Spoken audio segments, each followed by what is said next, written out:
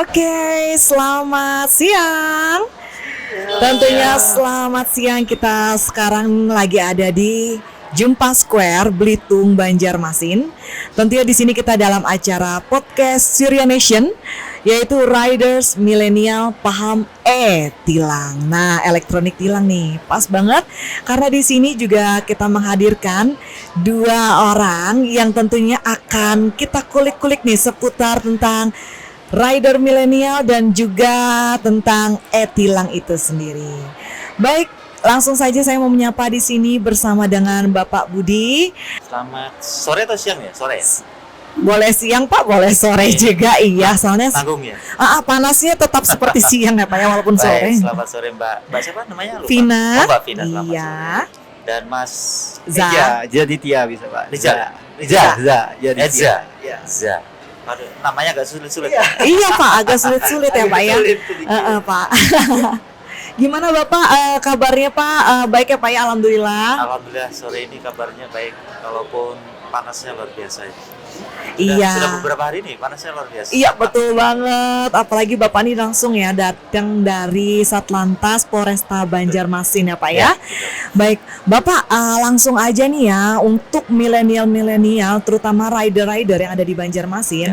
Ini pastinya harus tahu sih apa sih itu e-tilang. Nah, dan bagaimana sih Pak prosedur e-tilang itu sendiri? Apakah mungkin ada prosedur-prosedur yang mungkin khalayak umum dari masyarakat nggak tahu Pak? Ya, betul. Boleh Pak dijelaskan? Ini adalah salah satu produk baru ya, dalam hal ini adalah program Kapolri, prioritas Kapolri dalam rangka penegakan hukum dalam penegakan hukum tilang ya.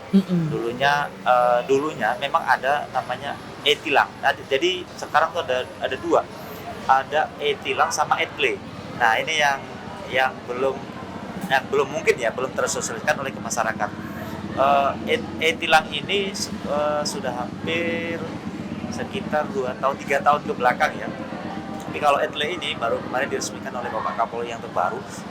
E-tilang ini elektronik tilang sebenarnya masih manual. Jadi kalau ada tindakan pelanggaran lalu lintas, polisi lalu lintas itu masih menggunakan manual. Jadi tetap tilang dengan belangko tilang biasa. Terus nanti dimasukkan ke aplikasi namanya elektronik tilang tadi itu. Nah, di situ setiap anggota Polri seperti saya ini punya aplikasi yang namanya e-tilang. Nah, di situ nanti kita bisa masukkan registrasi nama pelanggarnya, habis itu pasal apa yang dilanggar, habis itu berapa dendanya. Nanti otomatis. Jadi nanti kita tanya sama si pelanggar berapa nomor handphonenya, tapi nomor yang benar ya, jangan nomor yang salah. Kalau yang salah nanti itu nggak nyampe. Jadi banyak kalau dalam hal pas penegakan hukum, kadang orang tuh grogi. Begitu ditanya berapa nomor telepon gitu, sekalinya dia mengasih nomor telepon WA. Nah, nomor telepon WA ini kadang nggak nyambung Mbak. Jadi betul. Karena nanti denda tilang itu masuknya ke SMS. Jadi ada namanya SMS Briva ya. SMS Briva itu nanti polisian memasukkan pasal apa yang dilanggar, terus dendanya berapa, nanti masuk ke handphone yang si pelanggarnya itu. Tapi harus handphone yang menggunakan nomor handphone nomor biasa ya. Nomor telepon biasa yang asli ya, yang bisa digunakan. Kalau yang menggunakan WA, dia otomatis nggak bisa. Nah, setelah mendapat itu, nanti si pelanggar langsung ke Bank BRI atau ke bank lainnya atau menggunakan SMS banking dan sebagainya, berapa denda maksimalnya yang ada di situ nanti ditunjukkan sama customer service-nya di BRI misalnya. Nanti dibikinkan bukti pembayaran tilang. Jadi berapa denda maksimalnya berapa denda yang sesuai dengan SMS tadi.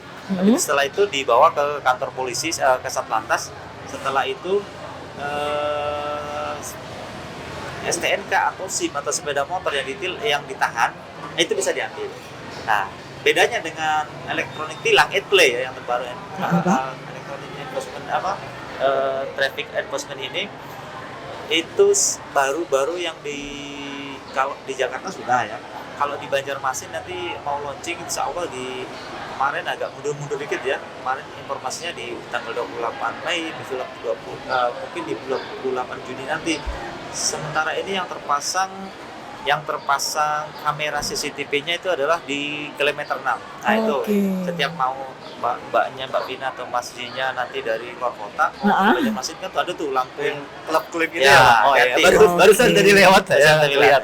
itu otomatis ya dia merekam pelanggaran yang ada, misalnya melanggar dia nggak pakai helm dan sebagainya, dia otomatis, ataupun dia nggak menggunakan safety belt, dia otomatis. Nah nanti di situ terkonek dengan operator yang ada di Ditlantas Polda Kalsel. Nah setelah itu sering menjadi pertanyaan di medsos dan lain sebagainya, kalau misalnya sepeda motor saya sudah dijual bukan atas nama Mbak Vina, misalnya punya sepeda motor, terus pertama beli terus dijual sama Mas Ji, otomatis Mbak Vina kan nggak tahu kan Mas Ji ini kan siapa, di mana alamatnya. Nah, Iya betul. itu tidak usah khawatir Mbak Vina, nanti ada namanya surat konfirmasi ke sampean habis itu bahwa sepeda motor sudah dijual.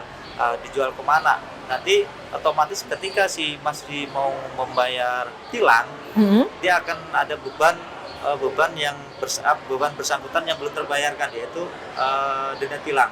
Nah nanti otomatisnya yang ke Mas Ji, jadi nggak usah khawatir Mbak Vina, kan motor saya udah dijual lah, nggak usah khawatir, nanti langsung ke bebannya ke si pelanggarnya Mas Ji ini gitu. Oke, wow ternyata ya Mas Z juga ya, Mas Z. Ternyata ini benar-benar udah modern banget ini ya untuk tilang Udah maju sendiri sekali. ya. Jadi Heeh. ya? Ada takut sebenarnya. Iya jangan coba-coba ya ngelanggar ya, apalagi tadi ini ngomong-ngomong nih ya, ini termasuk info penting ya di kilometer 6 ya tadi. Sorry, tadi ada dua ya. Ada dua. Satu Ada di mana lagi, Pak? Lampung Mangkurat di KFC. Oke, baiklah. Jadi jangan melanggar di kilometer 6 dan di dekat KFC ya. Ya. Wah, itu info penting banget tuh ya. Iya, jadi tapi bukan berarti ya kita boleh ngelanggar di tempat-tempat yang tidak ada kameranya juga. Ya. Karena pelanggaran ini dekat sekali dengan kecelakaan sebenarnya. Ya, awal daripada kecelakaan itu adalah pelanggaran. Nah, betul Awal banget. dari kecelakaan. Jadi orang tuh biasa melanggar, akhirnya nanti bisa terjadi kecelakaan. Iya betul banget.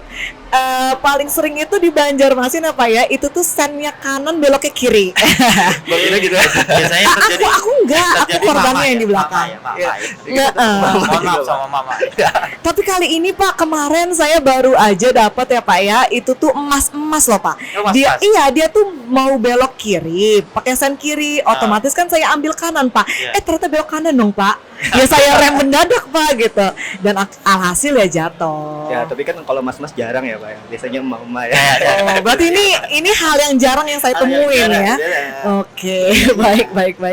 Oke, Pak, boleh nanya lagi ya Pak ya untuk knalpot blong. Nah, ini Pak ya kebanyakan ya Pak ya rider milenial, apalagi di Banjarmasin. Ya, Bapak tahu sendiri kan, motor-motornya nih ada yang klasik. Ada juga motor-motornya yang memang sudah dimodifikasi. Nah, knalpot blong ini loh Pak, ini menjadi sebuah sedikit kontra ya. Ya, ada pro dan kontranya, kontra. ada pro dan kontranya juga ya, karena dia dijual Pak, sebenarnya dijual bebas gitu. Nah, bagaimana nih Pak tanggapannya Pak? Ya, jadi apa yang sudah kita lakukan dan mungkin bisa memantau di media sosial kita, khususnya Satlantas Polresta Banjarmasin, Nah, upaya-upaya yang sudah kita lakukan yaitu itu pada saat di bulan puasa sampai kemarin habis hari raya, hampir sekitar 150-an yang sudah kita tilang, dan yang kita tilang kita tahan sepeda motornya. Habis itu begitu sampai ke kantor kita minta untuk dilepas knalpot itu kita sita, dari di situ kita nanti bayar tilangnya. Setelah bayar tilangnya, knalpotnya ditinggal dan wajib diganti dengan knalpotnya standar.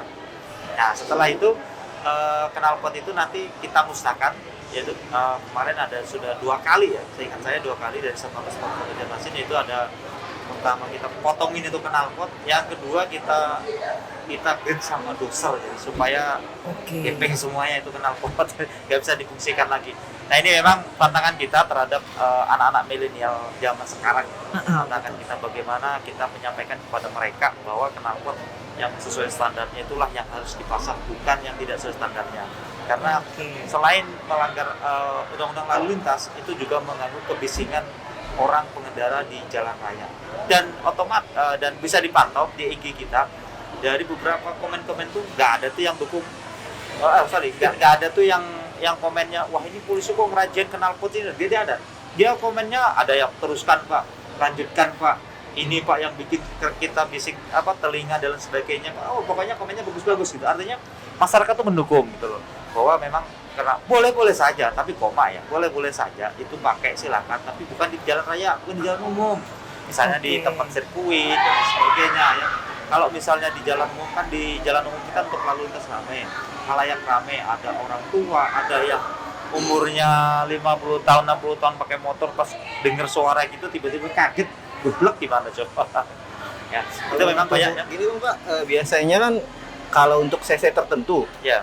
Ibaratnya kayak motor yang 500 cc ke atas, itu kan knalpotnya udah suaranya emang udah. Kalau itu standar dari pabrik tidak masalah. Oh. Nah, karena pabrik itu, jadi gini ya, kendaraan itu dari TPM sebelum dijual ke masyarakat umum, ke halayak umum, tentunya setelah dilakukan namanya verifikasi uji emisi dan lain sebagainya. Ya, uji emisi di situ banyak Mas, bukan hanya kepolisian saja.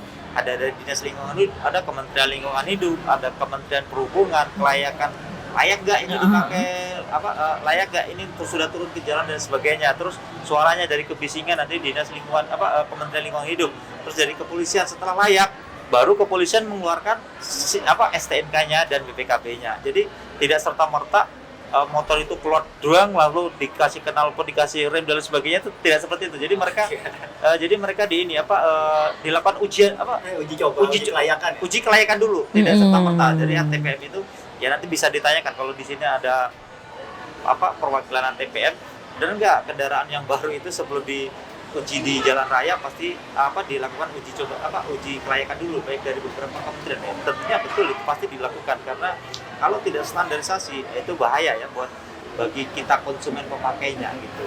Oh iya betul. Nih, Satu lagi, Za, Pak, ya. iya ini karena kita mendatangkan salah satu milenial Pak ya. Dan ini perwakilan dari klub mana nih, Mas Za? Dari JBI South Borneo Banjarbaru. Oh, Iya, JBI itu apa nih JBI? Kasih tahu. JBI itu adalah Japstyle Berat Style Indonesia, lebih tepatnya berbasis di motor custom, Pak. Motor custom. Jadi di motor custom ini biasanya ada beberapa ya Pak, member kami yang emang knalpotnya emang ya kita aftermarket ya Pak. Istilahnya kalau kita ngomong sih aftermarket. Cuman untuk dB kilo untuk suaranya Desibel. itu Pak, desibelnya itu ada catatan khusus angkanya atau gimana Pak? Sebenarnya kalau perlu custom motor saya harus tanya dulu. Sebenarnya di Undang-Undang 22 itu bengkel yang merubah bentuk, merubah karoseri dan sebagainya, itu sebenarnya adalah bengkel yang ditunjuk oleh menurut Undang 22 tahun 2009 ya. Itu adalah bengkel yang ditunjuk oleh Kementerian Perhubungan. Ya, tentang kalau bengkel yang merubah bentuk ini bukan dari yang ditunjuk oleh Kementerian Perhubungan, tentunya juga melanggar peraturan lalu lintas di jalan raya ya. Iya. Jadi makanya kalau Mas Jai bilang, Pak, kalau kostum itu kan knalpotnya gini-gini. Kostum itu bengkelnya yang mengeluarkan siapa sih kan gitu ya. Kalau tentunya saya bilang tadi, dari kita tarik ke hulunya, kalau itu motor keluaran dari ATPM bener ya, dari pabrikan, tentunya sudah dilakukan uji coba Mas ya. Tapi kalau ya tadi kalau misalnya kostumnya dibikin di pinggir-pinggir jalan dan sebagainya, tentunya dia tidak punya alat. Iya, untuk betul menguji banget. desibelnya berapa, nanti tentang kecepatan dan lain sebagainya berapa. Nah itu yang saya sampai sekarang belum tahu. Custom ini sebenarnya produksi bengkel mana sih? Oh iya Pak. Produksi ini Bang kayaknya pribadi ya kayaknya Pak. Kebanyakan mau praktek kayaknya. Undang 22 ya, Iya. itu kendaraan yang merubah bentuk, karoseri, bentuk dan sebagainya. Itu harus dari bengkel yang ditunjuk oleh Kementerian Perhubungan. Ya, yang menunjuk adalah Kementerian Perhubungan. Menunjuk salah satu bengkel. Tentunya si bengkel ini tersebut tentunya dia sudah mendapat sertifikasi, tentunya sudah mendapat pembelajaran dan lain sebagainya, bagaimana perubahan bentuk dan sebagainya. Saya kira itu ya, bukan bukan di pinggir jalan semua orang bisa bentuk ya Mbak Pina. Iya betul banget Pak, betul. Satu lagi Pak, karena perubahan bentuk, perubahan warna. Ya. Biasanya kan ya rider milenial kan ya, Iya dong. ingin beda, pasti itu ingin beda. Jadi Warnanya ganti. warnanya itu ada tambahan warna. jauh lah dari STNK. Ibaratnya kalau di STNK kan terlihat warnanya silver hitam, ya dia tambah emas, dia tambah putih. Itu gimana Pak? Kalau di Boleh saja Mas, perubah bentuk tidak ada melarang. Tapi koma ya, jangan dititik lagi.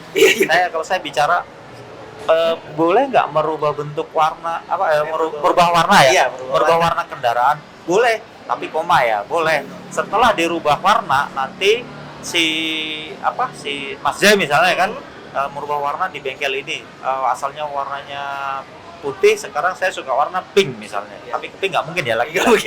Hitam atau apa. Nah itu nanti ada surat keterangan bengkel bahwa kendaraan ini melakukan perubahan warna dari bentuk hitam menjadi putih atau putih menjadi hitam. Nah itu nanti terus ke Samsat lagi, diuji dicek fisik nomor rangka, nomor mesin. Habis itu nanti ada di situ perubahan bentuk di STNK. Yang STNK-nya itu yang bener ya. Jadi kadang-kadang kalau misalnya yang nggak bener ya tetap kita tilang. Kalau kita lihat motornya warnanya pink, tiba-tiba dirubah warnanya putih dan sebagainya, itu harus sesuai dengan STNK-nya. Oke. Pak Budi, ini ternyata kita ada salah satu Ramai ya dari media sosial IG. Iya, dari Instagram yang live nih, ada yang live yang sedang menonton kita Pak, namanya dari Army Banjarbaru Kalsel. Buat Pak Budi, Pak, kalau suara knalpotnya blong, apakah juga masuk di tag dalam kamera pengawas e-tilang? Dan bagaimana Pak jika ada motor yang tidak menggunakan plat nomor kendaraan, apakah juga terdeteksi? Ya. Bagaimana Pak? Luar biasa tuh pertanyaannya. Masih mana? Dari Army Pak, Banjarbaru. Army. Mas Army ya? Mas Army atau Mbak Army ya? Yang penting Army ya? Iya, yang penting Army Pak. Jadi etle yang ada ini luar biasa Mas. Jadi dari segi harganya pun kalau saya bilang budgetnya berapa, itu hampir mirip-mirip satu buah mobil Hammer. Jadi 1, sekian harganya. Karena saya juga termasuk tim etle yang ada di kota Banjarmasin ini. Itu dari deteksi pelanggaran. Jadi deteksi pelanggaran, kamera itu sudah include dengan STNK, misalnya alamat begitu ditembak, dia di capture-nya dengan DA sekian. Di situ langsung muncul. Jadi di operator si polisi itu dia langsung muncul pelanggar namanya STNK, namanya ini, alamatnya di sini, dan lain sebagainya, ketahuan. Jadi dia nggak bayar pajak pun bisa kebaca gitu. Nah itu kameranya luar biasa. Makanya saya bilang kalau harga kamera hampir satu buah mobil Hammer itu ada itu di situ. Luar biasa sekali. Mungkin sudah menjawab ya Pak untuk pertanyaan tadi Army Banjarbaru. Ternyata dia base camp Pak. Base camp Banjarbaru. Oke Pak, ini ada lagi ya Pak yang bertanya. Selamat siang Pak Budi. Saya mau bertanya, spion itu kan merupakan kelengkapan wajib dalam sepeda motor. Apakah jika spionnya cuma satu itu namanya kesepion Pak? Katanya artinya kesepian Pak. Apakah boleh Pak kalau cuma satu aja? Kalau nanti satu aja ya namanya tadi kesepian. Oh betul ya Pak ya? Betul. Mas siapa? Ini Mas Nurhuda. Mas Nurhuda ya. Selamat siang. Selamat sore Mas Nurhuda. Jadi ketika sepeda motor itu lahir dari dealernya, otomatis dia menggunakan 2 spion. Ketika kita lahir dari kandungan ibu kita, pasti otomatis telinga kita 2. Oh iya betul. Nggak mungkin telinga kita 1. Iya. Sepeda motor juga seperti itu. Jadi itu diatur di berapa jumlah minimal dari jumlah spion itu diatur di peraturan pemerintah nomor 55 kalau nggak salah ya, 55 tahun 2012. Nomor 5 tahun 2012 kalau nggak salah ya. Itu tentang kendaraan. Di situ lengkap. Jumlah spion, habis itu rumah-rumah mobil maksudnya ya, habis itu roda dan lain sebagainya, kelengkapan safety dan sebagainya, semua diatur di situ Mas. Jadi spionnya 2 itu memang 2. Kalau dicabut 1 berarti namanya pelanggaran masuk di pelanggaran lalu lintas. Nanti jadinya kesepian bukan kesepion. Oke ya Mas Nurhuda, itu namanya kesepian ya, bukan. Aduh, ada aja ya ngomong sore-sore ya, nggak apa-apa ya kan, biar sembari kita nggak terlalu serius juga ya kan Pak. Iya. Pak mau tanya lagi Pak untuk pajak. Oh ya. Ya pajak sama SIM Pak. Nah untuk SIM Pak, untuk milenial ini kan kebanyakan Pak ya, ada yang tidak memperpanjang SIM. Ah, Waduh. SIM-nya sampai mati bertahun-tahun itu pasti banyak nih terjadi ya. Banyak. Banyak. Kedua, Kalau dicek pun komunitas mana bisa dicek ya. Jangan Ceknya mati nggak? jangan dulu Pak, Nah, nanti jangan aja. dulu ya. iya Pak ya, teman-teman komunitas mau dicek SIM-nya masih nyala apa enggak? Nanti dulu ya. Nanti dulu aja Pak. Di depan bisa Pak. Iya, MC-nya jangan dicek juga Pak ya. Saya sangat disayangkan kalau misalnya SIM itu mati. Soalnya proses perpanjangan itu lebih mudah daripada proses bikin baru ya. Nanti kalau perpanjangan tuh sekarang ada psikologinya, jadi cukup kesehatan dan psikologi itu Bang. Tapi kalau baru itu prosesnya ada ujian teori, ada ujian praktek dan sebagainya. Jadi jangan sampai SIM itu mati. Nah, ada kemarin yang tanya tentang masalah SIM perpanjangan SIM online ada nggak? Ada, di Indonesia ada, cuma masih diberlakukan di daerah Pulau Jawa, Jakarta sama Bali ya. Nah, itu ada tiga provinsi itu. Teman tempatnya saya lupa ya, di kota mana itu lupa, tapi ingat saya itu adalah Jawa, Jakarta dan Bali. Untuk di Banjarmasin masih belum bisa. Nah, bisa juga melalui aplikasi handphone, cuma nanti nyetaknya bukan di satpasnya di Banjarmasin, dia harus bawa ke sana. Yang tiga provinsi tadi itu. Jadi kalau di sini masih manual, jadi tetap datang si pemohonnya tetap datang ke, kalau di Banjarmasin ya di KM21, dia datang ke situ, kesehatan dulu, cek kesehatan, setelah kesehatan baru psikologi, setelah psikologi baru bayar bank, baru foto, baru entry data, baru foto. Nah itu kalau di Banjarmasin. Itu masih tetap cek psikologi Pak, walaupun Perpanjangan dan baru semua perpanjangan. wajib menggunakan psikologi. Nah, terus Iya. tadi apa? Untuk tanggalnya Pak, Ya, lebih baik dimajukan beberapa bulan sebelum. 1 bulan sebelumnya Mas, 1 bulan sebelumnya. Jangan sampai kelewatan ya. Kalau udah kelewatan nanti mohon maaf di tanggal 1 matinya tanggal 1 Januari misalnya. Heeh, matinya. Tapi biasanya di dispensasi ya kalau 1 Januari karena pergantian tahun ya. Iya, Kalau betul Pak. misalnya tanggal 1 Juli bertepatan dengan hari libur. Nah, berarti kan otomatis tuh 3 hari sebelumnya atau seminggu sebelumnya. Nah, itu harus diperpanjang dulu ya. Jangan sampai nunggu wah alasannya libur dan sebagainya. Kalau udah, kecuali beda ya, kalau misalnya ada dispensasi seperti kayak tahun baru dan sebagainya tuh kita dispensasi karena begitu tanggal 1, tapi otomatis jarang sih orang bikin tanggal 1, paling enggak tanggal 2 atau tanggal 3. Nah, itu. Terus tadi apa? Pajak ya? Pajak. Nah, ini yang dulu sempat banyak pertanyaan dan sebagainya. Iya, betul. Polisi nggak boleh nilang pajak, polisi nggak ada nilang pajak. Polisi itu nilang pengesahan di, kalau kita lihat ada STNK ya. Iya. STNK itu ada kolomnya 4, ada 4. Itu ada 4 pengesahan, 1, 2, 3, 4. Otomatis ketika Mbak Pina, Mas Jai bayar pajak, itu akan mendapat pengesahan. Disahkan di situ. Jadi sesuai dengan pasal 70 ayat 2 ya. Dan Perkap nomor 5 tahun 2012 tentang registrasi dan identifikasi.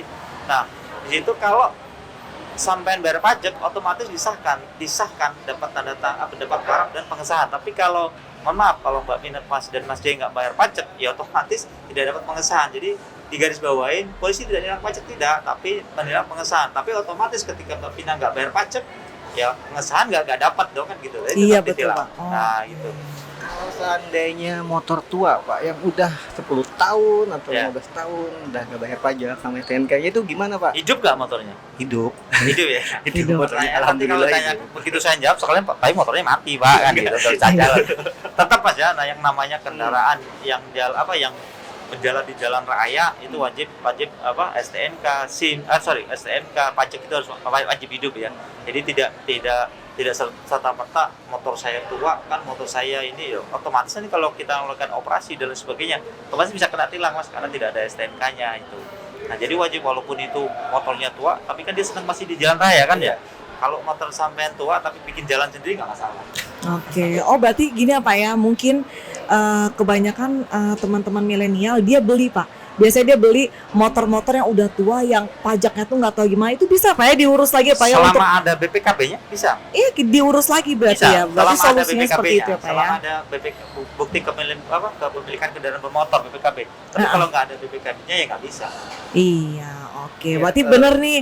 Berarti Mazza, nanti kalau misalnya teman-teman mungkin ada beli motor-motor klasik ya kan, jangan lupa dilihat kelengkapannya. Lebih better ya kita ambil yang ada BPKB-nya gitu. Ya, untuk di kalangan rider milenial Mm-mm. ada mitos tersendiri buat motor-motor zaman dulu yang motor-motor tua seperti kayak Vespa, Astrea atau C70. Katanya kan bebas tilang karena motor tua. Biasanya nih Pak, kan omongan mereka itu Pak. Nah, beli motor tua aja karena bebas tilang, karena motor tua. Jadi diluruskan omongan mereka, jangan dibelokkan. Iya. Mas J ini tugas Mas J sebagai ketua komunitas ya. Iya, betul. Kalau yang namanya kata apa pun nggak ada tuh yang kendaraan yang bebas tilang. Yang bebas tilang tuh kendaraannya sudah nggak bisa jalan, nah itu bebas tilang. Bebas tilang Bebas ya tilang. Pak ya. Kendaraannya di rumah aja, kendaraannya digudangkan aja, nah itu bebas tilang. Didorong. Tapi kalau didorong, masa tiap hari mau kudu tamu didorong terus? Iya Pak ya, nggak mungkin. Polisi didorong. Giliran Pak Polisi didorong, tapi begitu Pak Polisinya udah lewat, apa Jalan lagi. dia naik lagi sekarang di depan ada polisi lagi ya. Jadi kena deh kan. Sama aja Pak ya. Oke, baik. Maza, ini kan dari komunitas ya kan, dari komunitas pasti banyak nih problem-problem seputar lalu lintas. Lalu lintas. Nah, untuk lalu lintas itu sendiri kan ada nih standarisasi tadi kendaraan bermotor kan sudah ada nih, Bapaknya bilang ada pasalnya itu udah jelas banget di situ semuanya. Ada nggak problem-problem yang belum tersampaikan gitu loh? Mungkin ada teman-teman komunitas yang nitip pertanyaan mungkin di podcast ini. Ada sih beberapa, ibaratnya cuman masuk ke perubahan juga sih Pak sebenarnya. Ibaratnya kan kita Perubahan bentuk. Iya, bukan perubahan bentuk sih. Ibaratnya punya motor ya, misalnya motor Maki atau motor yang ibaratnya Tiger atau apa, itu ganti tangki Pak ibaratnya. Kan tangki lama misalkan udah motor lama, otomatis tangkinya ada keropos, udah nggak bisa dipakai, diganti dengan tangki yang dengan model terbaru. Apakah masuk kena perubahan juga Pak? Ya, kalau membahas itu nggak ada habisnya ya Pak. Iya. Jadi yang namanya perubahan tuh kan saya cuma merubah bannya aja. Kan saya cuma merubah tangkinya karena bocor. Iya, Saya iya. merubah knalpot karena jebol. Misalnya. Jadi perubahan menurut saya, analisa saya, kalau perubahan itu 75% tidak berubah bentuk daripada aslinya, itu menurut saya sih tidak masalah ya. Cuma Oh iya, mohon maaf misalnya cuma ganti tangki karena bocor habis itu diganti tangki ini ya menurut saya tidak masalah karena tidak berubah bentuk semuanya. Tapi kalau mohon maaf, kalau hampir 90% bahkan habis 100% kendaraan Satria dirubah, mutilasi ya Pak ya. ya itu kan sudah merubah bentuk ya, merubah bentuk semuanya. Itu analisa saya ya. Tentunya itu di Undang-Undang 22 tahun 2009 itu harus bengkel yang direkomendasikan oleh Kementerian Perhubungan. Iya, rider milenial sekarang soalnya lebih kreatif Pak. Jadi barang-barang mutilasi itu bisa jadi kendaraan yang berjalan Pak. Yang tadi yang mutilasi nggak bisa jalan jadi bisa jalan ya. Setelah dirakit gitu ya. Ya, makanya ini tugas Mas Jai ya kan selaku ketua komunitas. Wah ini tadi dapat pencerahan nih dari Pak Polisi. Knalpot harus standar ya. Kita merubah bentuk ya jangan sampai 10% atau 95% bahkan 100% motornya CB dirubah Harley kan sudah menyalahi aturan kan gitu. Iya. Berarti beda dong nanti sama yang di STNK ya kan? Tentu Tulisannya Harley ya kan? Yang nampaknya Mio misalnya Pak ya. Enggak mungkin ya Pak ya? Jauh ya Pak ya? Karena kalau Harley kan motornya sisinya dia harus besar, knalpotnya pun nggak kayak knalpot Mio. Oh iya ya, berarti nggak ada harapan ya Pak ya Mio saya jadi Harley maksudnya. Boleh, bisa ada harapan. Boleh ya Pak ya, ada harapan ya Pak ya. Ditabung 100 Mio nanti baru dibelikan Harley. Waduh, kasihannya Mio saya Pak ada 100. Satu aja susah banget nyucinya. Iya. Ada apa lagi? Mesin Pak. Saya mesin biasanya ini anak-anak touring Pak biasanya. Kebanyakan dari mereka yang awalnya CC 200 itu di-upgrade jadi sampai 300 sama 400 biasanya CC-nya. Itu gimana Pak untuk dari kepolisian? Kalau saya udah ngomong dari awal tadi, mengupgrade daripada hampir 90% atau bahkan 100% kalau menurut saya itu udah pelanggaran lalu lintas ya. Nanti masuknya bukan di pelanggaran lagi, nanti masuk di piring ya. Tapi kalau merubah bentuk cuma mesin dan lain sebagainya, tidak merubah nomor rangka dan lain sebagainya, kalau menurut saya tidak masalah. Misalnya yang di-upgrade mesinnya itu yang mana sih Mas? Bagian piston atau apa itu, jadi tenaganya lebih besar, lebih cepat. Biasanya kayak gitu Pak, kebanyakan.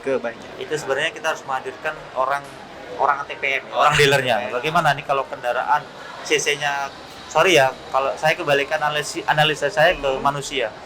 Manusia lahir dengan postur tubuh yang sekian, tapi ketika itu berubah bentuk perutnya dengan 3 perut ya, dia harus makan banyak dan sebagainya. Kita kira-kira bisa jalan nggak? Kira-kira bisa lari nggak? Kalau analisa saya gitu aja sih. Sepeda motor tuh kalau saya pertanyaan dari anak-anak kalau Melina itu kembalikan ke kita manusia. Sejak lahir kita mempunyai mau 2 mata dan 2 telinga, habis itu sepeda motor lahir dari dealer mempunyai 2 spion dan lain sebagainya. Nanti kalau telinganya satu dilepas bagaimana? Mau nggak kan? Pasti nggak mau kan gitu. Iya, betul. Itu. Oke, bagaimana Mas Za? Ada yang ditanyain lagi? Katanya titipannya udah habis. Udah habis ya. Kalau titipan dari Oh, Mas iya. Za sendiri ada? Udah sih. Mungkin yang masalah kecelakaan ya, nanti kita Oh bahas. iya benar Pak, yang jasa harja. Jasa harja. Jadi maksudnya Mm-mm. sampaikan kepada para komunitas, kalau terjadi kecelakaan diusahakan kalau itu parah ya, kalau itu parah tidak bisa diselesaikan di jalan. Kalau diselesaikan jalan kan mungkin misalnya kesenggol sedikit aja cuma lecet dan sebagainya itu mungkin bisa selesaikan ya. Kalau itu parah sampai kakinya patah, tangannya patah, bahkan sampai ke arahnya orang ini tinggal detik jantungnya tinggal berapa detik aja kan, Pak. itu lebih baik dilaporkan ke polisian. Jangan sampai nanti di perkara itu, oh Pak, nggak usah dilaporkan ke polisi, nggak usah dilaporkan kemana, kita damai aja di sini. Itu nggak akan menjamin perkaranya itu selesai. Karena apa? Nanti ada namanya hak dan kewajiban. Haknya misalnya saya hak si pengendara ya, mohon maaf kembali lagi tadi pajaknya harus hidup dulu ya, makanya pajaknya kalau nggak hidup nggak dapat santunan jasa harja nanti. Lumayan tuh Mas J kalau mau dapat santunan jasa harja kalau meninggal dunia 50 juta. Jangan Pak. Waduh. Waduh 50 juta ya, tapi dengan syarat Mas Ja. Ada syaratnya. Iya, pajaknya harus aktif. Pajaknya harus hidup. Iya. Terus nanti begitu terjadi kecelakaan harus dilaporkan ke polisian. Mm-mm. Habis itu nanti yang diminta jasa harja itu hanya 2 ya, 1 laporan polisi, yang kedua hanya SPTKB. Itu yang dari kepolisian, tapi nanti dari jasa harja minta apa saya tidak tahu karena itu bukan ranah saya ya. Oke. Nah, kalau lukanya parah, misalnya tangan patah, kakinya patah, itu mendapat santunan setahu saya sekitar 25 juta ya. Tapi kalau 25 meninggal juta. dunia itu sekitar 50 juta. Boleh, nah kalau mau dicoba meninggal dulu nanti Jangan coba lupa. lagi. Waduh, serem banget ya. Jadi jangan main-main ya di jalan raya ya. Kalau tidak ingin jasara harja ya kan, menjamin hidup. Anda lebih baik kita jamin hidup sendiri aja deh ya. Makasih Hati-hati di jasara jalan. harja ya. Ingat kita di jalan raya itu tidak hanya kita aja sendiri yang pakai. Iya betul. Orang yang mohon maaf, orang yang nggak bisa naik motor kadang-kadang coba-coba naik motor, habis itu orang yang sudah usianya sudah ini seharusnya nggak naik motor. Jadi ingat kita di jalan raya itu harus saling menghormati, menghargai supaya tercipta keamanan, keselamatan, ketertiban di jalan raya. Nah betul banget. Bagaimana Zani udah dapat pencerahan banyak banget ini dari Bapak Budi. Boleh ditanyakan ngomong ada di sini ya. Iya, nih teman-teman Teman ya dari- yang lagi nonton live, teman-teman yang lagi nonton live Instagramnya, terutama di Instagramnya Surya Nation Kalsel, kalau ada yang mau bertanya mungkin sama Maza ya, seputar tentang klub motor ya kan, tentang teman-teman millennial riders, atau bertanya dengan Pak Budi ya kan, langsung aja diketik di typing. Oke, Pak Budi. Nah, Pak Budi, sebenarnya kalau melihat dari tingkat tahun per tahun, untuk 2021 ini tingkat kecelakaan lalu lintas apakah menurun atau naik Pak dari tahun 2020? Tentunya pas pada saat pandemi kita kecelakaan di khususnya Kota Banjarmasin aja. Iya. Di Kota Banjarmasin itu menurun di tahun 2020. Menurun ya? Karena- Aduh, syukur ya Pak ya. Karena aktivitas kendaraan sepi. Ya. Oke, betul. Tapi Cuma hati-hati kadang-kadang Ah. justru sepi itu mengacu orang untuk ngebut ya Pak ya? Iya, lebih kenceng. Iya. Itu bahaya itu kalau kecelakaan nggak hidup langsung mati itu. Iya loh, ngerem mendadak pasti kepleset ya kan ya? Cuma yang Waduh. lagi viral kemarin di tahun 2001 yang barusan terjadi kemarin adalah kecelakaan yang melibatkan pemadam kebakaran. Ya itu yang Oh lagi iya, viral. betul banget. Yang barusan terjadi. Ya, saya minta kepada Kota Banjarmasin, warga Kota Banjarmasin ketika itu terjadi kebakaran, lebih baik kita ke pinggir dulu, berikan hak prioritas kepada mereka karena mereka di Undang-Undang 2009 di pasal 34 itu mempunyai hak prioritas ya, seperti pemadam kebakaran. Pemadam kebakaran yang sedang bertugas maksudnya ya, bukan maksudnya pemadam kebakaran yang begitu dari rumah mentang-mentang pengen cepet nyalakan sirine atau rotor, itu nggak boleh. Kecuali memang ada kebakaran, habis itu mobil ambulan yang sedang membawa jenazah, nah itu mempunyai hak prioritas ya. Banyak, ada 7 kriterianya. Tapi yang saya sampaikan sih khususnya ketika terjadi terjadi kebakaran, itu ada mobil pemadam yang sedang bertugas, belikan hak prioritas karena di pasal 108 Undang-Undang 2009 itu kendaraan yang lebih cepat, kecepatannya lebih tinggi itu kecepatannya lebih rendah itu wajib di lajur kiri. Jadi lajur kanan itu hanya untuk mendahului atau berbalik arah ya. Jadi sepeda kayak mobil. Nah ini saya sampaikan juga Mas ya, kalau Undang-Undang 22 itu sudah mengatur di 108 itu, jadi kendaraan roda 2, kendaraan barang di pasal 108 itu kendaraannya kecepatannya lebih rendah itu wajib di lajur kiri, bukan di kanan. Ini yang terjadi di Banjarmasin ini kan. Yang lambat di kanan ya Pak? Iya, yang lambat di kanan. Makanya terjadi ketika di kawasan ini ada mobil dan sebagainya, dia bingung mau ke kanan mau kiri, mau kanan kiri. Itu untuk roda 2 ya, dan mobil barang yang kecepatannya lebih rendah itu wajib di lajur kiri jalan. Nggak boleh di kanan. Boleh di kanan, jadi dia mau berbalik arah ataupun mau nyelip gitu. Nah itu. Oke, Pak, menanggapi tentang pemadam kebakaran ya pastinya semua bahkan se-Indonesia Pak ya tahu kalau Banjarmasin ini adalah pemadam paling banyak se-Asia Tenggara Pak. Nah Pak, tapi Pak terkadang yang saya baca juga di berita itu ada juga Pak kesalahan dari pengguna jalan yang tidak mengetahui tentang prioritas utama hak prioritas si pemadam kebakaran atau mobil yang bersirine. Nah, tapi Pak ada juga Pak kecelakaan tunggal si sirine itu Pak. Nah, mungkin Bapak bisa ngasih nasihat mungkin kalau dia kecelakaan tunggal kan otomatis Pak, mohon maaf Pak, otomatis kan berarti dia melakukan sesuatu yang mungkin yang tidak gimana ya saya ngasih taunya. Kalau profesional ya sudah profesional ya, cuman kenapa ya bisa terjadi kecelakaan itu gitu loh. Tunggal dia sendiri kayak nabrak warung kayak gitu Pak. Terus kayak belok itu ngepot kayak gitu loh Pak. Ya, kembali ke filosofi kecelakaan ya. Jadi kecelakaan itu faktornya ada 4 ya. Manusianya, kendaraan, jalan dan alam ya. Ketika manusianya bagaimana ya, ketika mengendarai mobil, siapapun yang mengendarai mobil, seorang pembalap pun yang meninggal dulu itu di MotoGP itu kan sudah profesional dan sebagainya, akhirnya juga kecelakaan juga karena itu kembali lagi ke dia sendiri. Dia safety nggak? Dia ada pengaruh obat-obatan terlalu nggak? Dia dalam kondisi ngantuk nggak? Dia dalam kondisi gangguan lain misalnya handphone dan sebagainya. Nah itu dari faktor manusianya ya. Yang kedua adalah faktor kendaraan ya, mobilnya. Gimana mobilnya ya? Mobilnya misalnya mohon maaf remnya blong, terus taunya gaspol, setirnya liar ya Pak. Iya, setirnya liar, taunya gaspol, remnya nggak ada, itu kan kebalik. Jadi dulu saya pernah kumpul dengan komunitas yang punya semboyan gaspol. Wah, iya. Habis itu saya ini dulu, Mas bisa nggak kita revisi semboyan sampean? Gimana Pak revisinya? Gaspol, rempol, jangan nggak ada remnya, kalau gaspol nabrak terus kan gitu. Iya betul. Itu di faktor kendaraannya. Terus di faktor jalan kan banyak ya, jalan itu ada jalan yang rusak, ada jalan yang bagus. Kalau seorang pengemudi ini mahir dan sebagainya, orangnya dalam kondisi sehat, kecepatannya nggak melebihi dari batas kecepatan, mobilnya bagus, habis itu ternyata jalannya rusak. Nah itu kita harus tahu juga kan kondisi jalan dan sebagainya.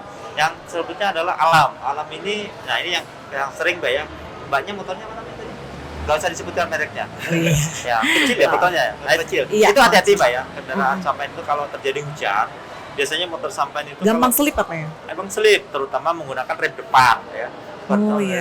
Jangan sekali-kali menggunakan rem depan. Itu kalau saran kita kalau di komunitas kita sampaikan safety riding itu menggunakan rem depan kombinasi namanya ya. Menggunakan rem depan dan rem belakang. Nanti kalau rem depan saja biasanya motor itu malah slip. Yang sekali ditekan itu langsung otomatis rem depan dan belakang Pak ya kalau nggak salah Pak ya. Kalau hujan rata-rata nanti kecelakaan itu adalah udah 2 karena dia bisa kecelakaan sendiri. Ingat ya kalau kecelakaan sendiri laka tunggal nggak dapat asuransi jasa raja loh ya. Teman-teman ya, kalau kalian kecelakaan sendiri laka tunggal tidak dapat teman-teman ya. Nggak di cover oleh jasa raja. Iya, makanya tidak ada di cover. Hati-hati. Nah itu ada beberapa faktor kecelakaan. Jadi sehebat apapun orang mengendarai mobil motor, tapi kalau motornya juga nggak safety, nggak remnya nggak ini dan sebagainya ya bisa kecelakaan gitu. Iya betul banget. Nah ini banyak nih dapatin nasihat-nasihat juga ya dari Pak Budi dan Ya. juga banyak sekali juga pertanyaan-pertanyaan yang sudah kita kupas tuntas di podcast kita bersama dengan Surya Nation tentang riders milenial yang paham elektronik tilang. Gimana Mas Zah? Ada lagi yang tambahin? Ada lagi satu lagi boleh. Seru. Kalau boleh. seharusnya kita bikin malam aja ya, kalau siang mah. Iya Pak, nanti kita ini akan berlangsung. Iya, jadi teman-teman ya, untuk podcast Surya Nation ini nggak cuma sekali kali ini aja Pak. Kita akan berlangsung lagi Supaya Pak. udaranya beda ya. Iya, nanti kita semakin lama bukan semakin dingin. Iya, nanti kita ganti-ganti suasana. Ini tadi Iya. sudah siang, nanti kita coba di mungkin hari di ya. malam hari. Biar lebih Dan nanti bintang tamunya jangan saya terus ya, gantian. Oh iya, gantian bosan. Pak. Iya. Siapa tahu nanti Bapak jadi penontonnya Pak ya. Iya. Gimana? Oke, ini Pak untuk masalah safety riding. Iya. Nah, untuk pakaian safety riding yang baik dan benar itu Pak, itu yang gimana tuh Pak? Ini sebenarnya Terutama kendaraan roda 2 ya Pak. ada ya? dua ya. Ini sebenarnya saya harus menghadirkan seorang pakar safety riding. Jadi kalau pakar safety riding dia berbicara masalah bagaimana kiat-kiatnya ketika awal dari mengendari kendaraan roda 2 dalam hal touring misalnya dan Iya. sebagainya ya. Kalau saya dari segi kepolisian tentunya bagaimana terhindar daripada aman dari kecelakaan ataupun tidak kena tilang dan lain sebagainya. Yang tentunya kalau dari para komunitas nih, kalau kita mau touring dan sebagainya, helm dulu disiapin. Helmnya betul. bukan helm yang zaman dulu yang kerupuk. yang kerupuk udah Iya. itu udah ketinggalan. Yang Dulu SMI ya iya, Pak ya. iya, tahun 2012 tuh orang disuruh ganti helm kerupuk susahnya setengah mati gitu loh. Tapi sekarang coba liatin orangnya pakai helm kerupuk malah malu Pak ya. Iya, Pak, Oh, betul malu. banget. Tuh, terus udah sarung tangan, Iya. pakai celana panjang, sepatunya kalau bisa yang agak kayak mirip-mirip sepatu bot tuh ya, agak tinggi dikit. Iya. Habis itu menggunakan safety di sini nih? Pelindung siku ya Pak ya. Pelindung siku kayak itu kecepatannya dijaga, habis itu jarak antara si rider satu dengan rider yang lain. Ada di dalam touring itu captain ya, captain intinya ya. Lewat captain. Iya, captainnya harus ada untuk menjaga tidak menggunakan jalan raya itu full. Misalnya ini digunain ke mentang-mentang touring, jalannya dipenuhi, jangan ya. Itu nanti paling nggak disun satu-satu atau dua-dua gitu. Oke, iya. Udah. Gimana? Oke, betul banget. Pak, terima kasih banyak ya Pak ya. Ya. Iya, berhubung ternyata kita podcastnya ini sampai asar loh ya, luar biasa sekali. Udah nggak kerasa. Nggak kerasa lagi ya, ternyata sampai asar ya Pak ya. Bintang tamunya Banyak sekali. banyak, nanti malah bisa 2 jam 3 jam. Waduh, nggak apa-apa Pak, nanti kita lanjut lagi di malam ya Pak ya. Tapi nggak tahu ya, mungkin kita akan atur waktu lagi ya. Waktu yang tepat lagi di mana Surya Nation Podcast ini bisa ketemu lagi. Mungkin nanti bersama dengan temannya Pak Budi atau mungkin nanti bersama Pak Budi dan partner. Wah, bisa juga. Boleh, Nanti kita lihat lagi lah ya.